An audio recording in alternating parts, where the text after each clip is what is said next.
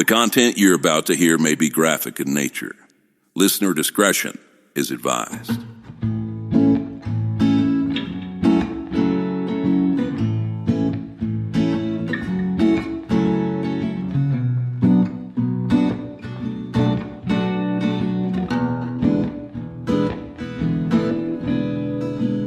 This is True Crime XS. So it's that time of year again. We decided, I guess, maybe 3 or 4 years ago, that when the holidays rolled around, we would do more content than usual. And you and I, we plot and plan these out. I think this year I started in maybe May, trying to determine what the topic would be. And we liked the theme of Home for the Holidays, which was about exonerations and missing persons. And I wanted to take it a little step further and highlight, because we do about 25, 26 episodes this time of year, cases that were considered, for whatever reason, miscarriages of justice. And I picked out a big stack of those cases, and I started going through them, I think, in May and June, and sort of went back and looked at what we'd done in the past. And we landed on cases that I'll go ahead and I'll warn everyone. Most of the cases that we're covering this holiday season, between now and Christmas, they're actually worse somehow than most of the exoneration cases we covered. I'd say today's case is particularly egregious, but I thought using it to start off would kind of highlight how these cases can go. You think that's an accurate description? Yes, I agree. I'm always on the lookout for the skew, because this is a particularly bad case, but I'm always, anytime there's wrongful convictions, and I'm always looking for a trend and what are we seeing, what was missed, what was assumed, that kind of thing. I believe, I can't remember now if it was our first or second holiday series edition, I talked about the 3 culprits, the cases that have 3 culprits in them. Yeah. And that was one of the things that I had kind of come upon. And this is only 2 culprits, but there's a lot of the same elements present. Yeah, there's a lot of, I don't know how to explain. I sort of call this, for lack of a better word, abuse by the police. But really what this is, it's a case where there are people walking around in society right now that they just have complete trust in everyone. And they don't totally understand what's happening when someone in authority sits them down and starts asking questions. And a question that's come up a lot for me, I would say starting in about 2008, 2009, outside of this arena and how we present things, is how can someone give a false confession to something? And you and I have talked about that over the years. And I think the truth is, you never know on the day what you're going to say or what you're going to do or what might happen to you that could land you in a situation similar to the one we're going to talk about today. And if you were to be a person who had additional needs in the world in terms of how you interact with people socially or how you're taken care of, I think right there, you can easily double the odds of something as bad as this case happening. Right. I agree that the question is, why would somebody confess to something that they didn't do? But I think that over time, a lot of what drives us is trying to figure out, why would someone elicit a confession from someone who didn't do something? You mean from the law enforcement or prosecution's perspective? Correct. Because sometimes it's not as obvious, especially, I like to think more recent cases. There's been lessons learned over the years. I wouldn't say that definitively, but it seems like hindsight being very clear, a lot of these cases are older. But sometimes it's really hard to see where law enforcement was coming from when they were like typing up this confession to be signed by the perpetrator that just told them a fictional account of what occurred, right? Right. And sometimes it goes so far. I don't presume to know all of it. Some of the signs are blaring, and I have a hard time figuring out what the angle for law enforcement would be. I don't think there's any singular angle. I think there's a number of things that happen. I'll be blunt. Like what you're going to learn about today is that we're going to be talking about a person actually giving part of it away. Two people. I think you already said that there were two culprits here. When people have a lower intelligence quotient, like at least on paper, I don't know that law enforcement has always been too far away from that. And I say that because the hiring practices, particularly in the United States, for what you need to be law enforcement is pretty fascinating if anyone's ever looked at it. And just based on what is still today the pretty kind of standard practice of how you hire law enforcement, you get this mixed bag of people intelligence-wise and intuition-wise. And the idea has always been that like the best ones, the good police, the good investigators, the good detectives, the good prosecutors will sort of rise to the top. But it's such a thankless job that a lot of those people divert and realize, because they are smart and they are intuitive and they are good detectives, that maybe this is not the best path in life. So what we're left with are a series of people that we've hired, and sometimes they're kind of plug and play. It's like this guy was an okay patrol officer. He's not, the most brilliant guy, but we need to do something to fill this void over here in investigations. So we slide that guy in there. And he just sort of bumbles along. Unfortunately, what you get from television and movies is not the reality when it comes to law enforcement. And I'm not saying all police, I'm saying a percentage of them, which I think is where you could potentially find the bulk of your wrongful convictions and the cases that end up leading to exonerations, particularly when it's as egregious as what we're about to talk about. So are you saying that you feel like it could be a situation where they have trouble identifying their own kind?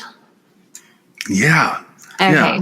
Yeah. Like it's interesting because I think that like a lot of like catchphrases and terms related to bad guys and good guys are probably interchangeable on a level that people don't understand. But I think for the most part, if you've got a really brilliant criminal and a really brilliant detective, the odds of the two of them meeting each other are like almost zero, because the criminal's so good, he gets away with it.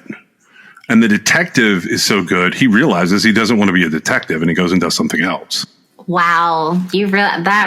I completely agree with what you're saying, but I've never thought of it that way. So that's why these like movies where you've got these two brilliant people playing cat and mouse are like less than 0.01% of reality.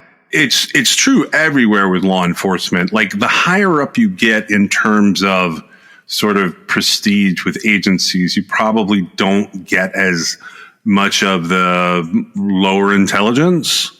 But really, all you have to do to say join the FBI is to get an advanced degree. And the FBI took a lot of accountants for years. That was a big deal, linguists and accountants. So you really either only had to speak another language or you had to really understand the statistical analysis of math and currency. Well, those cases generally lead, and that included like history and law and like other advanced degrees that they would bring people in with. Statistically speaking, you're going to get a slightly better result out of the FBI. It's not going to be a 0.01% chance because they're really going to be cracking down on like the higher level criminal. That's just the way that things work. But the truth about most people who commit a homicide or multiple homicides is they were never the smartest guy. And they eventually will get caught. It's strange here because like some of the most intelligent people in the situation we're about to talk about, they almost don't get caught. And I could go on about this, and I probably will talk a little bit more about this over the holiday season because like it's interesting to look at like how do cases get to where we're having to continue to deal with them long after adjudicated. This case is particularly long in the tooth time-wise. Like there's a lot to this. I want to point out with these, here's kind of the general sources for the holiday season. The state that we're talking about, I pulled a lot from their public safety and offender information pages. I've used, again, the Michigan School of Law's registry, the National Registry of Exonerations, multiple Innocence Projects pages. I pulled from the Center for Death Penalty Litigation. Pretty much every case I pulled at least one local news article. The older cases are almost exclusively from newspapers.com. And as always, I pulled a lot from the court records related to the cases here. With the particular case that we're starting with today, I will tell you there's a great Wikipedia out there. The cases that we're covering, they are older cases and people look at those and go, I'm not interested in that. I was, because this case is complex. All the cases that we're going to be talking about for the Christmas series sort of pull from the same collective sources. And if it's anything strange or it's somebody's article that I really liked or some particular Innocence Project that did something amazing, I'll talk about them individually. But today's case is our first home for the holidays for 2024. And this is the case of Henry McCollum, which has a secondary case, Leon Brown, that is tied to it. And these are two African-American men who were wrongfully convicted and sentenced to death for a murder that they did not commit. So Henry McCollum and Leon Brown, they were both born in Jersey City, New Jersey. Henry was born March 26th of 1964, and Leon was born November 24th of 1967. As of this recording, they're both alive. Mamie Brown was their mom, and Mamie Brown was a native of Robeson County, North Carolina. She had moved up to Jersey City to be with her mother. Both Henry and Leon, they end up being raised by their grandmother and an aunt and uncle and some other older cousins in Jersey City housing projects. Both of these guys, Henry and Leon, very early on, they are put into what at the time was known as special education classes. With Henry, they went so far as to move him to a school, and the school classified him as an educatably mentally retarded student. That meant that, like, and these are all quotes that I'm using, he was considered to be profoundly intellectually disabled, but that there were some aspects of his life that the education system had put him through a series of tests where they felt like to some degree it was worth educating him and continuing his education. But then when he was 16 years old, a psychologist at that school, they suggested that Henry might function better if he lived in a group home. Henry ends up dropping out of high school, and at the time, it was said that his reading level was something like a first or second grader. Leon was functionally illiterate, meaning he could get out and about and do things, but he could barely read or write, including his own name. And this would include up to the point that the two of them were arrested. By 1983, Henry and Leon have moved to a place called Red Springs, North Carolina. Red Springs, North Carolina, I've talked about it before as being tied to the Dixie Mafia. It is a very small town of about 5,000 people today. In 1983, there were less than 1,000 residents. On September 23rd of 1983, a little girl named Sabrina Bowie, who's 11 years old, she leaves her home in Red Springs, and some reports say that she was headed into town to go to a little video arcade. Her sister was 4 years old at the time that Sabrina is leaving her house to go to this arcade.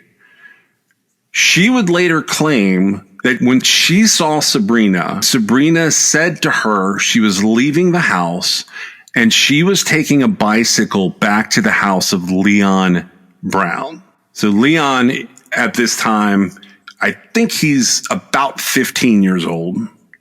83, let's do some math. 83 to 67, three. Right at 15. Yeah, Leon is 15 years old at the time. He's not quite 16.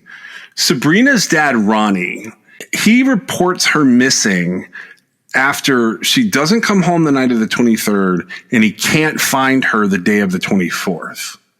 So on the 25th, she gets reported missing. And on the 26th, her body is found, and she's only partly clothed. By the medical examiner's report, Sabrina had been raped, and she had been suffocated by having her own underwear stuffed down her throat. The police chief at the time, a guy named Luther Haggins, he was the police chief in Red Springs, he described Sabrina's killing as one of the most brutal murder cases he had investigated because it involved a child who had been severely abused. The search for Sabrina had only gone on for 2 days, the 25th and the 26th, and they found her body. But more than 25 police officers had gotten involved. From the crime scene, police had recovered multiple pieces of physical evidence.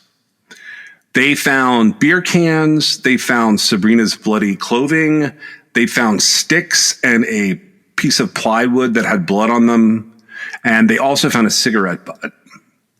In a nearby field, they recovered additional evidence, and they sort of made the presumption at the time that the actual murder had taken place in the field and that Sabrina's body had been dragged away from the field so that it would be harder to find her. On September 29th, a 17-year-old Robeson County high school student told police about rumors that Henry McCollum was involved in Sabrina's murder. And he said that not only was he responsible for Sabrina's murder, but that back in Jersey City, he had robbed a pimp and he had attempted to rape a young girl in 1982. The police talked to Henry McCollum, and they bring him to the police station in Robeson County, to the sheriff's office, and they start to question him. Henry's take on everything is that he saw Sabrina on September 24th, but that when he saw her, she was walking to one of the local stores, and he denied having any involvement in the crime. A few days after this happens, and also much later on, the high school student who had implicated Henry in this, they would admit that they had fabricated the stories because, this is a female student, by the way, because she thought that Henry, quote, acted strange. But in 1983, the stories were enough that the police kept coming back to Henry to talk to him. Henry ends up going through an hours-long interrogation. And during this time, the police tell Henry that there's a witness who has placed him at the crime scene, not seeing Sabrina walking to the store, but at the field, which is close to where her body was found and where they believed she had been killed. The investigators in this case used racial slurs towards Henry. They told him that if he would sign a form that they had for him and tell them the truth, quote, they would let him go. Henry does not have an attorney present during this interrogation. Since this is 1983, Henry is 19 years old. So he's just old enough that like they're allowed to interrogate him, but that's not going to be the case with Leon. Now, Henry does not have an attorney present or anyone with him during this interrogation. After being promised that he can go home if he just confessed, Henry signs a Miranda waiver and he signs a false confession to the crime. And all he does in this confession is repeat the same incriminating accusation that police had used to get him to do this. The story that the police have concocted for Henry here is that Henry was part of a gang rape and murder of Sabrina with 4 other teenage boys in the area. One of the other named teenage boys is 15-year-old Leon Brown. While Henry is being interrogated, Leon arrives at the police station. He is there with his mother and with his sister. They're half brothers. They're half brothers. Right. They have this, their mom is Mamie Brown. So Mamie Brown is here at the police station now. And their sister is here. So Leon is pulled in and interrogated in the same manner that Henry is interrogated. According to later accounts, Joel Locklear, who is the Robeson County detective interrogating Leon Brown, threatens to put Leon in the gas chamber if he doesn't sign the form to say that he understands and is waiving his Miranda rights. According to later court records, Joel Locklear then drafts a confession, and it implicates Leon, Henry, and 3 other teenagers. The problem with all of this is the 3 other teenagers had airtight alibis or had been otherwise proven that there was no way they could be connected to this crime, to the point that one of them had been out of state until the day that the detectives came to talk to him. Leon Brown, as I previously stated, he had trouble writing and reading, to the point that on his confession, he had to write his name out in large block capital letters. Henry's interrogation goes on until about 2:30 in the morning. He gets up at the end of it all and he walks out of the police station. Authorities ask him, they stop him and they ask him, "Where are you going?" And the police told him that he could leave when the interview was over. He asked, "I just want to go home now. Can I go home now?" While he's asking, they arrest him. Years later, Henry would recount what was happening here. And he would say that he had never been under such immense pressure with people yelling and screaming at him. He said that he was scared and that he had done what they wanted him to do so that he could get out of that police station and go home. So with these confessions, we've got Henry's confession and we've got Leon's confession that are all put together by Robeson County Detective Joel Locklear. The problem was Joel was not thinking very clearly as he was writing this out and threatening these kids, and numerous inconsistencies were noted between the 2 confessions. They actually conflicted in details regarding who was involved with the crime, how they had met this victim, how they had committed the murder, and why the other boys who were part of their confessions were unable to be tied to this crime due to having alibis. Did it sound like they were both telling 2 completely different fictional stories? Yeah, it did. So because of all the inconsistencies here, the authorities should have stopped everything and they should have taken a look at this, but they don't. They end up arresting Leon Brown, and on September 29th, local authorities in Robeson County, they charge both Henry McCollum and Leon Brown with Sabrina's rape and murder. Henry gets put in the Robeson County jail, and he gets held without bond. This is 1983, by the way. Leon is held at a juvenile facility in Fayetteville, North Carolina. No charges ever get filed against the other 3 teenagers that are a part of both Henry and Leon's signed confessions. Down the road, Henry and Leon's attorneys are both going to state that the confessions were coerced and that the main reason would be that both teens were suffering from intellectual disabilities. Henry's IQ has been measured around 50, and Leon's IQ has been measured in the high 40s. We've talked about this before, but the APA, or the American Psychiatric Association, they generally consider IQs measured below 70 to be indicative of intellectual disability. And this was known in 1983. This was not something like that has just been made up in recent years. Henry was said to have had brain damage and an extremely low ability to comprehend what to do with language. During one trial for the two, a neuropsychologist would testify that Henry did not have the intellectual capability or capacity to understand what his Miranda rights were or any of the languages that authorities used in writing the confession that he signed. On October 22nd of 1983, while Henry and Leon are in jail awaiting to go on trial for Sabrina's murder, a missing persons report is filed for an 18-year-old named Joanne Brockman. Have you ever heard of this case, by the way, Joanne Brockman?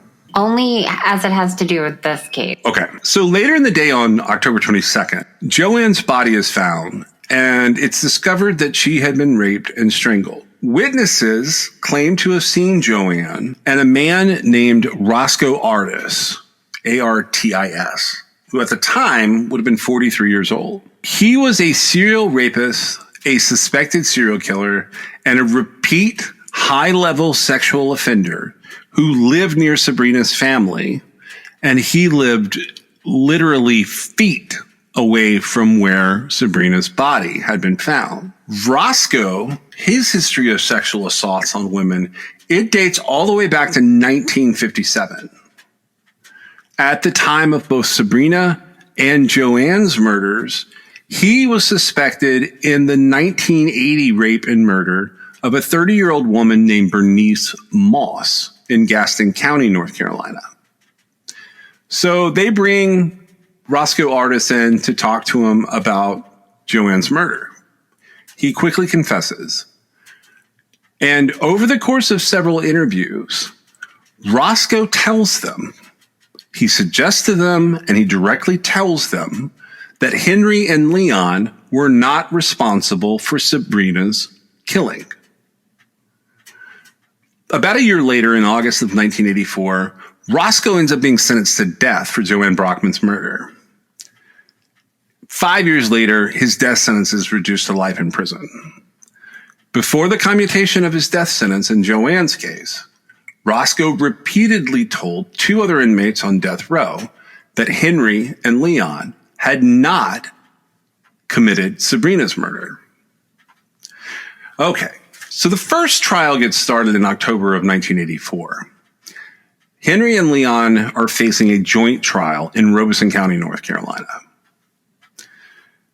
The prosecutors down there in the Robeson area for that prosecutorial district, they prided themselves on having an exorbitantly high number of death penalty cases. I have read, and I don't know if this is true, that Joe Freeman Britt had been labeled in sometime in the mid-'80s by Guinness Book of World Records as the, quote, deadliest prosecutor in America, which is not a good thing. It's actually a little bit crazy that is a thing at all, right? Yeah. I realized that, I believe that the prosecutors worked in 2 counties. Well, it's one district. Okay, one district. And so I don't really know. I don't know exactly how many people are there, but like we talked about earlier, this was a very small place. It's still a small place to this day. Yep. And so it's kind of odd, right? Just under the circumstances. that would be a point of pride for them. It's just a weird thing that I feel like should have raised some red flags. Well, Joe Freeman Britt, he has passed away, I think, in the last 10 years or so. It doesn't change things. He is considered the, quote, deadliest prosecutor. I can tell you that he was a very big dude. I think he was around 6'7"-ish. He was obnoxious. And he became known for a number of Brady violations and other types of misconduct later on. But he was a lawyer for a long time, and then he was a judge. In 1987, when North Carolina put together the new Superior Court judgeships, they put one that was mostly over Robeson County. They were trying to deal with the size of the district. Their actual goal had been to allow more minority candidates a chance at winning judicial office to balance out some of the diversity in who was on the bench. He ran as a pro-death penalty Democrat in January of 1988, and he ended up fighting back and forth with this lawyer, Julian Pierce. Julian Pierce was, I think he was a Lumbee tribe member, but he had been an attorney down there, and he was sought as an opportunity for him to be what he believed would be the first Native American or tribal member Superior Court judge. So he resigned his position as director of Lumbee River Legal Services, and he went up against Joe Britt. On March 26, which was right before the election in 1988, they found Julian's body in his home with shotgun wounds to his head, chest, and stomach. Now, the story goes that the local cops had located the murderer, but when they were trying to arrest him, he killed himself. The rumbling was always that Britt killed him or had him killed. So he ends up automatically declared the winner of the primary election. And there was no general election opposition from Republicans at the time. But one of the things I always thought was interesting was it was all kind of considered a sham. But Julian Pierce actually won the vote because they collected the ballot, since it was an automatic, quote, win for Joe Britt. They collected the votes, and Julian had won about 11,000 votes to 8,000 votes. It was like some odd number. I thought that was interesting that he was attached to this case when I was reading it, because I've always heard stories about Joe Britt, but seeing it here was very interesting. The prosecution kicks off this first trial. The main pieces of evidence that they put against Henry and Leon are these signed confessions. There is a witness for the prosecution who is a 17-year-old named LP Sinclair. The story is that LP claimed to have heard Henry and Leon talking about how they wanted to rape Sabrina prior to it ever happening. And that after they had done it, Henry came and told LP about it. Under cross-examination, LP Sinclair admitted that police had interviewed him 3 different times before Henry and Leon's arrest, and that he never said anything to the local investigators about Henry or Leon. They have multiple beer cans at the scene entered into evidence. The fingerprints they pull from these beer cans do not match Henry, and they do not match Leon.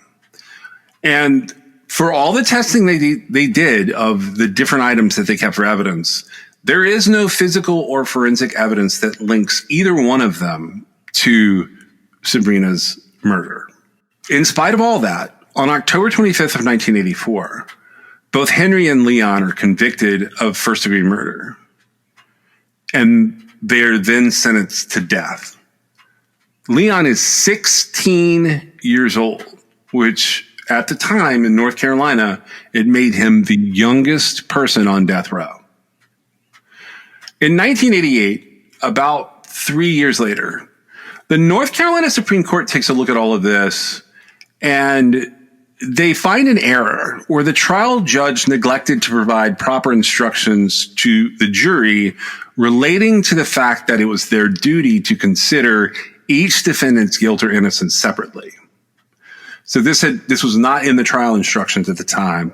And because of that, the North Carolina Supreme Court, they overturn Henry and Leon's death sentences. The judge also determined that the way things had gone down, Henry and Leon were entitled to separate trials. So in 1991, Henry goes up on trial, and he is again convicted of first-degree murder and rape, and he is sentenced to death. A year later, in 1992, Leon is retried. But the jury looks at that case, and they decide that they only think he's guilty of Sabrina's rape. And he ends up sentenced to life imprisonment. Leon's conviction for the rape gets upheld in 1995. And his appeals options at that point are considered exhausted. They're complete. They've run full cycle. These guys both are housed in Central Prison to start, and they're able to see each other for a period of time. Henry works as a janitor during his time on death row. His attorneys said that he was deeply affected and traumatized by every execution of a North Carolina death row inmate. He was severely depressed, and that every time an execution occurred, he would become suicidal. The attorneys for Henry also said that other inmates would target him for violence and abuse. Following the execution of a man named John Rook in 1986, Henry tried to kill himself. Later on, Henry would say that Rook had become his first friend on death row. And he said that, I didn't look at him like a killer. People can change in prison. And he said that John Rook was like a brother to him. While Henry was on death row, he experienced 42 executions. And at some point, he told his sister that he was tired. He did not know when they were going to kill him. Now, Leon had multiple episodes of psychosis during his imprisonment. It got worse when he eventually gets released. He has been prescribed antidepressants and antipsychotics. From the stories that he told their sister, he said that while he was in prison, he was raped by inmates and that guards would tie him to his bunk. He had multiple hunger strikes on his infractions list, and there were multiple uncooperative and failure to follow commands on his infractions list. But Leon did learn how to read. Now, Henry and Leon, they visited each other from the early 90s until 2012. They ended up being separated at that point in time based on where they were. And they started to write to each other every month. While they're in there, Mamie Brown dies, and Mamie Brown's mom dies. So the people that have raised them have passed away. The attorneys for Henry and the attorneys for Leon, they challenged their convictions at every chance they could get. They had new attorneys come and go over the years.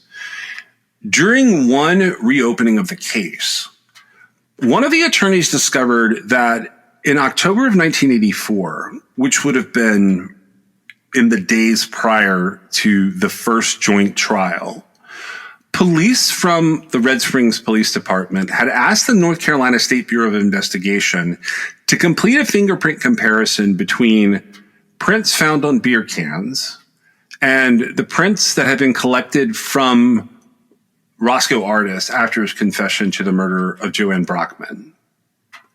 This request was never disclosed to Henry or Leon's attorneys.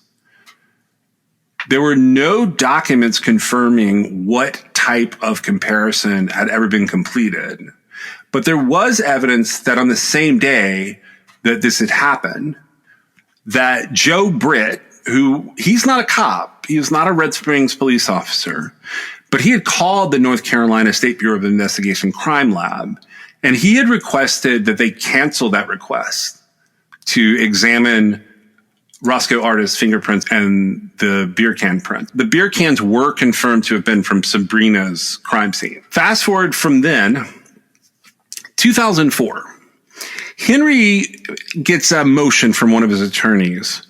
They're asking that some of the DNA evidence from the crime scene be retested. So as a result, the court ordered that DNA testing be done on the cigarette butt that had been found near Sabrina's body. The DNA from the cigarette butt did not match Henry and it did not match Leon. But due to limitations in DNA testing at the time, there was no way to definitively match the DNA profile to another suspect. So the test results had been deemed insufficient to warrant the release of either Henry or Leon. Around 2010, another inmate suggested that Leon should request help from the North Carolina Innocence Inquiry Commission. Okay, I'm going to pause on that for 1 second. These guys have been in prison since 1983. They're in jail, they have their trial, they stay in jail, things are overturned, they go back to trial separately in 91 and 92, and they have just been sitting in prison all this time. That's my whole life, almost. Yeah, it's pretty awful. Yeah. So Leon, because of his disabilities, he was not able to fully fill out the North Carolina Innocence Inquiry Commission's forms. So another inmate had to help him. The Innocence Inquiry Commission, they agreed in 2010 to take a look at Leon's case. And they went and requested a comparison of the DNA evidence that had been collected at Sabrina's crime scene to other profiles in the state police database. This DNA testing confirmed a match with Roscoe Artis. So then the IIC spent another 4 years investigating the case and analyzing physical evidence. They took to interviewing other inmates, and they went and interviewed Roscoe.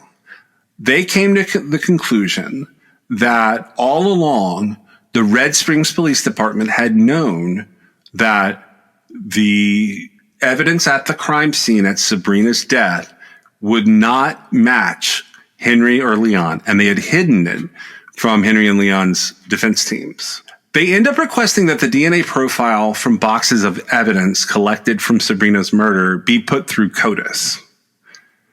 In July 2014, the testing returns yet another positive match for Roscoe Artis. After this CODIS testing is done, Henry and Leon's attorneys with the Innocence Inquiry, they go through and they find a pile of unsolved sexual assaults that are all attributable to Roscoe Artis. So in 2014, in August, lawyers that worked for the North Carolina Center for Death Penalty Litigation, they file a motion requesting that both of the brothers' convictions be overturned and that the charges against them be dismissed. The motion included an affidavit from a death row inmate with whom Roscoe had discussed Sabrina's case. This was a man named Andrew Craig, who went by Sonny.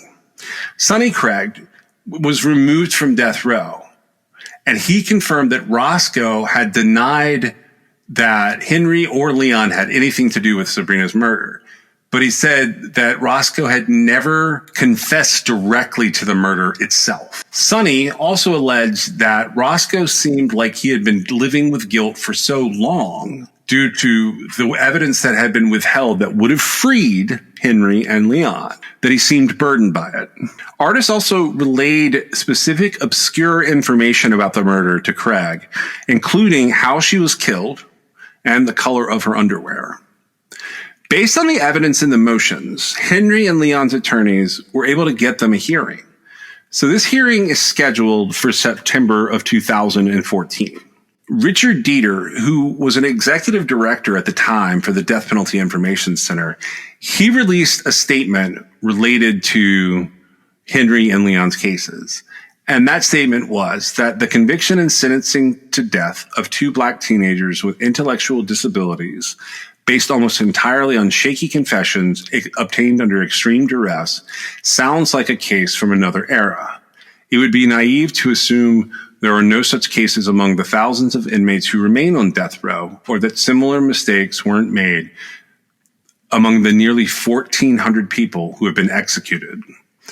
Henry and Leon lost 30 years of their lives due to this injustice. If they had been executed as planned, the price would have been infinitely higher.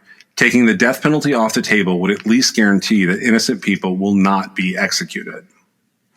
So on September 2nd, 2014, the IIC staff and the brothers' attorneys, they all got together and presented evidence of their client's innocence at a hearing. They requested that a Robeson County judge free both men. Robeson County District Attorney Johnson Britt, because why not keep it in the family, did not oppose the request, saying the state does not have a case and the whole case rests on the confessions and the DNA evidence through those confessions under the bus. After hearing the evidence, rather than granting the brothers a new trial, the judge declared Henry and Leon innocent. Henry was still shackled during the hearing in which he was formally exonerated.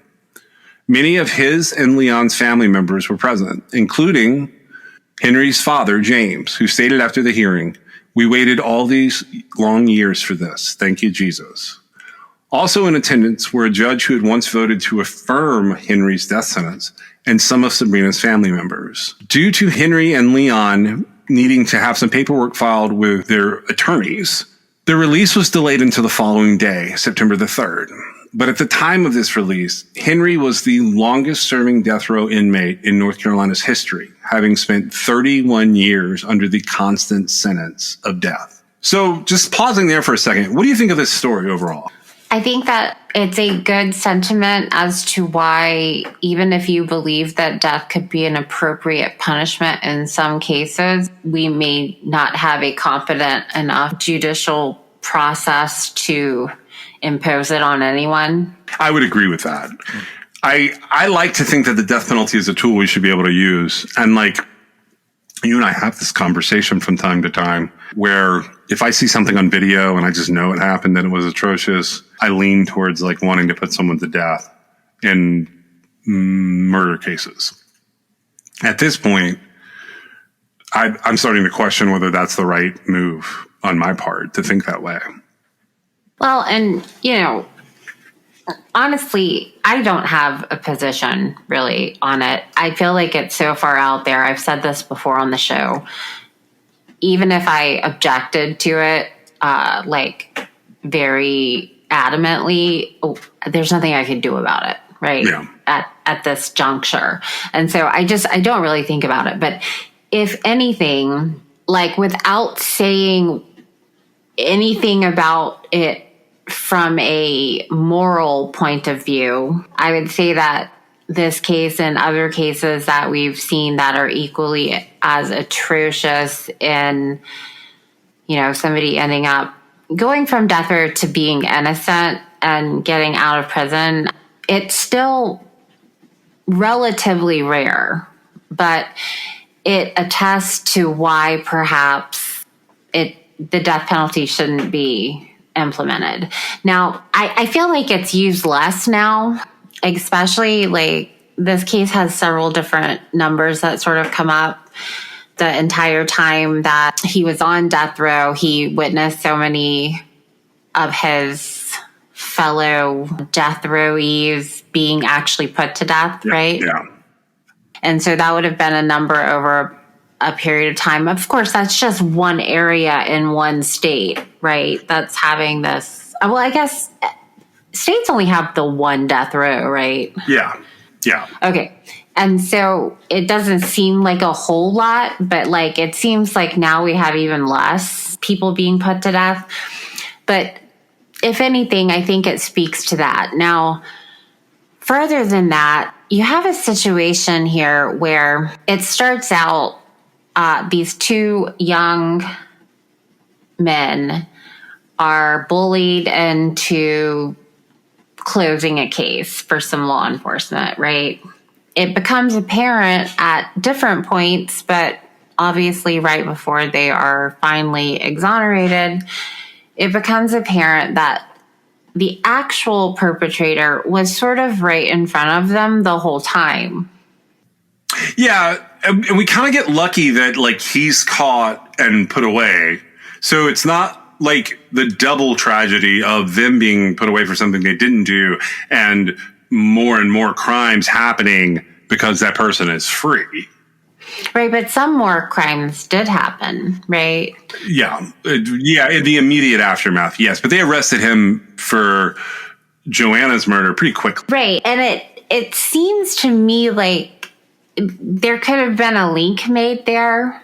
And I feel like some really important training that could be had. We talked briefly at the beginning of this episode about how we are kind of led through different avenues to presume that the most skilled or most inherently good law enforcement officers will rise to the top. Yeah. And then we talked about how like perhaps that doesn't happen because like the really good ones are like, this is not what I want to be doing with my life. Yeah. And so perhaps I'm training that if I would take away anything from this particular case, I think that I would say it's okay to be wrong. Yeah, right? It really is. Yes. And because I feel like that's where this kind of goes. Now, I didn't, and I looked back and I still don't completely understand why Henry was initially considered, right? I think that he was implicated by the person at school. I think they mentioned it. But that's a little bit, it's not entirely clear, right? Yeah. So I don't know what cast their suspicion. Obviously, law enforcement is going to go off of a tip that they receive. Now, it's stated very clearly the person at school that thought he was weird and, you know, went to police and said, oh, maybe it was him, and gave some other information that seemed incriminating. 4 days later, they had recanted it. And then again, right before they were exonerated, they said, I made that up, right? They were a kid. And so if that's, you know, if they got a tip and that's where it led them, fine.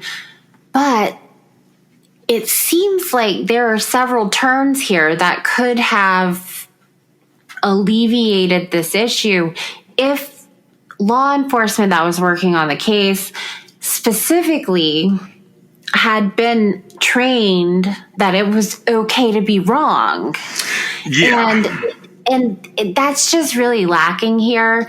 And, you know, especially since there was this prosecuting team that prided themselves in these really heinous accomplishments, what they felt like were accomplishments, and having like the most death row convictions and being in the Genesis Book of World Records as, you know, the deadliest prosecutors. Like, those are really lame career achievements, in my opinion, especially when we have this result like 30 years later, right? That like you've got two brothers that weren't, I mean, one of them ends up not being on death row, but you know, when it's really, you're focusing on the wrong goal because he wasn't obtaining justice.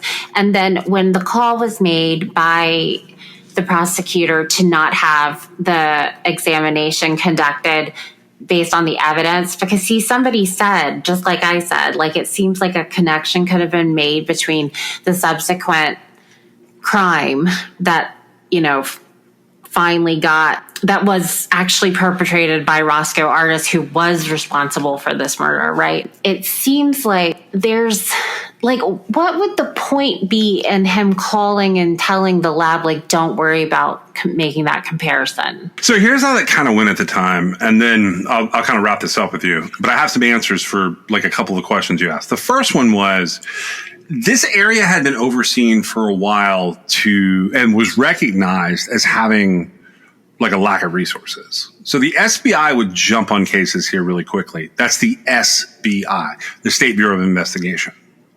And if you go back and read through all of the court records, it became like an Ouroboros of a problem here. So Joel Locklear comes in, and he and a guy named Leroy Allen, they're operating under a police chief at the time. Police chief's name is, I think it was Paul Kennedy. So you've got Paul Kennedy. No, you've got Paul Kennedy. You've got a guy named Larry Floyd. The police chief was Lester Higgins. He had died the year before this exoneration happens. So they had put together this case. Now, the problem was Leroy Allen, who was one of the cops here, and Joel Locklear, they had teamed up, and they had been at, I think Allen had been like standing in on Sabrina's autopsy. So he had a ton of information, and he wrote up the case with Joel Locklear, who was the detective that got them to sign these confessions. So when the SBI comes in, they just happen to have two idiots there. Primarily, they have a guy named Ken Sneed. he was an SBI agent that like he's really there to offer additional assistance to what's happening. And he's supposed to work with Leroy Allen to sort it all out. And Allen never tells him, look, man, we fed them everything. So Snead, like even when this was going through in 2012 and 13 and 14 and like getting like press again, Ken Snead from the SBI was swearing that Henry and Leon's confessions were true because they said things that only the person who committed the crime could have known. But they were given the information from the officer. Yeah, so the liaison and the other detective had given them all the information. He had literally written their confession. That was one of the other things that like seemed to escape everyone. You don't go from block letters to a neatly written confession. Like it's not a thing, particularly in Leon's case. Right, but that wasn't, I mean, they said that they had written it in longhand, right? I mean, or was that... That was the detectives writing it. Well, right. That's what I mean. But like, was that disputed? It wasn't disputed. It just escaped everybody that that's what they were looking at. Right. And to me, it seems like very strange that if you're going, I mean, I understand something being typed up, but if you're going to write it out, you know, it's odd. I would, especially if you've got somebody that is not on a literacy level to write something or read it. It seems to me like that would be your first red flag, right? Yeah, it should have been. And now, obviously, we know that, like, the initial suspect being Henry, then the implications that he made, no doubt due to what he was being told by the law enforcement officers that were interrogating him. We know now that, like, you know, once you start throwing in your friends, right? I mean, fortunately, those other guys didn't get ultimately implicated. It seems like there was a little bit of like, well, if they weren't involved, how come these two are still involved? But ultimately, this thing had flags all over it, right? Yeah, I think there was a piece of bad faith here by Joe Britt. I think Joe Britt canceling the fingerprints being compared with the SBI was a huge deal. It sort of comes out later. Do you want me to give you some of the aftermath stuff here? Like what? Sure. Okay, so they get out and they get the standard $45 to get home after 31 years in prison. And at first they weren't eligible for any kind of money in late 2014 because you have to have like pardons. So they were supported by the community and by like churches and charity money for about 8 or 9 months. That's Henry and Leon. So in June of 2015, Pat McCrory, who was the governor of North Carolina at the time, he formally pardons the two of them. He calls it the right thing to do. And then that pardon allows them to kind of go forward seeking compensation for wrongful imprisonment. And for the record, in 2015, when this happened, Joe Britt was still opposing the request for a pardon and compensation and showing up like he was talking about 2 murderers, in spite of the fact that he knew someone else had done this. So August of 2015, they file a federal suit and they request compensation for wrongful imprisonment. They seek damages against Robeson County, the sheriff's office down there. They list multiple agents of that department and multiple special investigators and agents from the North Carolina State Bureau of Investigation. They sue the State Bureau of Investigation. They end up suing. So that's the Leroy Allen, Ken Snead connection. They sue the town of Red Springs. They sue the estate of the Red Springs police chief, Lester Haggins. They sue all of the officers that were involved in like the initial investigation, including Paul Kennedy and Larry Floyd. They ended up being awarded $750,000 on this first case. That's the maximum that was allowed for state compensation in the state part of it. Then they start to settle individually for some of the different, like it gets partitioned out because there's so many lawyers involved. By December 2017, 3 years have passed since they've been exonerated, 2 years since they've been pardoned, but they each get $500,000. Leon and Henry both get $500,000. They end up in 2021, there is a federal hearing to determine further compensation for them. And an attorney for the SBI, particularly for Leroy Allen and Ken Snead, He used his closing arguments to state that the men were guilty. He called them rapists and murderers, despite them having been exonerated. The judge shut him down, and he reminded the jury at the time that the argument that these brothers are rapists and murderers is inappropriate. So later in the day, in May of 2021, a federal jury ends up awarding Henry and Leon $75 million. Each of them received $31 million, which would have been one each for each year of their incarceration. And then they got $13 million in punitive damages. So those damages were assessed against some of the SBI agents. But by this point in time, everybody's dying from this case. This case is 30-some years old. The Robeson County Sheriff's Office that day decided they were going to settle for $9 million. The $75 million award was the largest wrongful conviction award in U.S. history.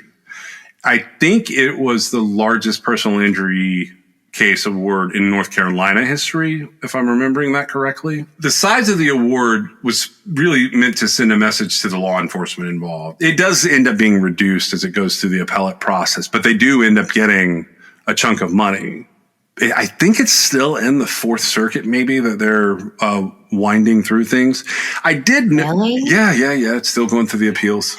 They did get a chunk of it, but I think it's still going through the appeals process to determine what the attorneys are. I read on the Marshall Project that Henry and Leon's status ended up making them prime targets for people who were trying to siphon off their compensatory money, to the point that, like, at some point between 2017 and 2021, a federal judge gets involved. They found that a large amount of their money had been almost completely spent on predatory loans, excessive legal fees, cars, women's jewelry, and children's toys. And one of the sister gets in trouble, a lawyer gets in trouble. They were considered to be more susceptible to financial predation than most exonerees because of having the lower IQs. Paul Magaro, he's one of the attorneys, and he was found to have taken advantage of Henry and Leon. He said he didn't do it. He said, I like these guys. They're nice people. Even if they're slow, it doesn't matter. But in March of 2021, the North Carolina bar took him to task. And in a multi-day hearing, they found that Paul Magaro had lied to a judge. They had put his own financial interest above his clients, and they suspended his law license until 2026. He was also ordered to repay, I think, $250,000 in state compensation money. Keep in mind, this is not the big settlement that we're talking about, the federal settlement. That didn't come until 2021. This is the smaller settlements that were being misspent. And then there was a little bit more to all of this, where I noticed that one of them now has to have full-time care, and he's been confined to a psychiatric hospital several times. Last I heard, he was living in a group home, but I don't know 100% that that's still the case. That would be weird, to be a multimillionaire and living in a group home. On the Wikipedia page, you can find an interesting article about the analysis and the aftermath, talking about a New York Times and News and Observer, which is that's a Raleigh, North Carolina paper, I think. They point out that the notoriety around Henry and Leon's cases had led to heavy and racialized politicization in the area. Like, basically, they became targets of people running campaigns. And the North Carolina Republican Party at one point had used Henry's booking photo in campaign mailings meant to generate fear in locals, accusing, like, soft on crime. Do you know what I mean? They would put it on a campaign flyer and send it out. And they pointed to the Racial Justice Act, which is a huge deal, and it's going to come up a little later on for us. I think we're going to talk about it some. The Racial Justice Act had allowed North Carolina death row inmates to challenge death sentences that if they could prove that racism had been involved. Justices of the Supreme Court of the United States, including Scalia, had used Henry's case not only to justify the death penalty, but to underscore the supposed prevalence of, quote, wild teen killers. In rejecting a request from Henry's attorneys to review his case, Scalia had described Henry's crime as so heinous that it made it difficult to argue against lethal injection. And in a dissent, Justice Blackmun had noticed that his low IQ and the mental age of a 9-year-old, it would be unconstitutional for Henry to be put to death. Scalia also brings up Henry in a completely separate opinion, unrelated to this case, and cites Sabrina's murder as the type of crime that makes the death penalty necessary in the United States. And in 2015, which is a year after Henry is exonerated, Justice Breyer, he brings up Henry's case as an example of why the death penalty is unconstitutional. The North Carolina Center for Death Penalty Litigation wrote, Henry and Leon's case is not so much a lesson in how wrongful convictions are uncovered as is a warning of how easily they can be missed entirely. If not for a single cigarette butt, Henry and Leon would likely have remained in prison for the rest of their lives, and Henry might have been executed. And for the record, Roscoe Artist, he died at a medium security facility in North Carolina during the pandemic, December 15th, 2020. I think he was 82 years old. It's a lot, right? It's so much, and it's so sad. All of it's sad, and well, they're home for the holidays now. Yeah, they are. They're home for the holidays now. Special consideration was given to True Crime Excess by LabrottieCreations.com. If you have a moment in your favorite app, please go on and give us a review or a 5-star rating. It helps us get noticed in the crowd. This is True Crime XS.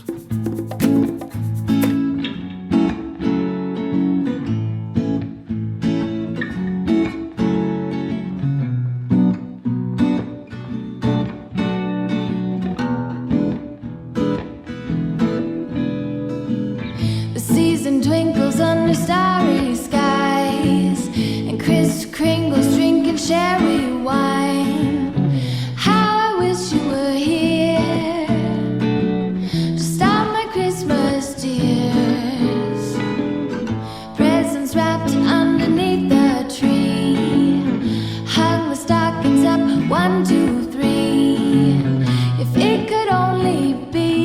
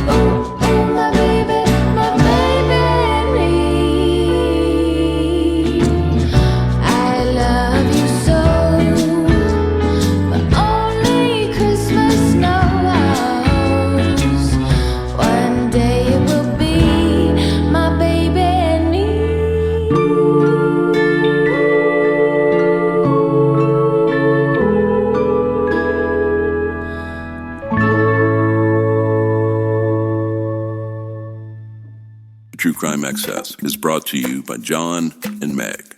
It's written, produced, edited, and posted by John and Meg. You can always support True Crime Excess through Patreon.com, or if you have a story you'd like them to cover, you can reach them at TrueCrimeAccess.com. Thank you for joining us.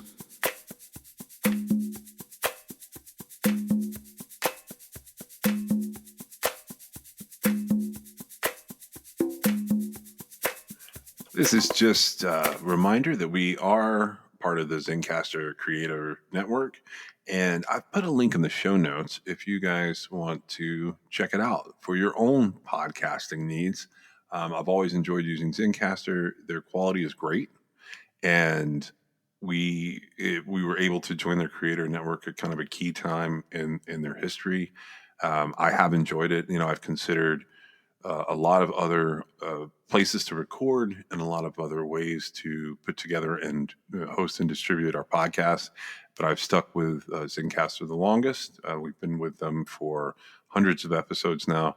And I'm putting a link in the show notes where you can check out what they have to offer and see if it's something you would want to use.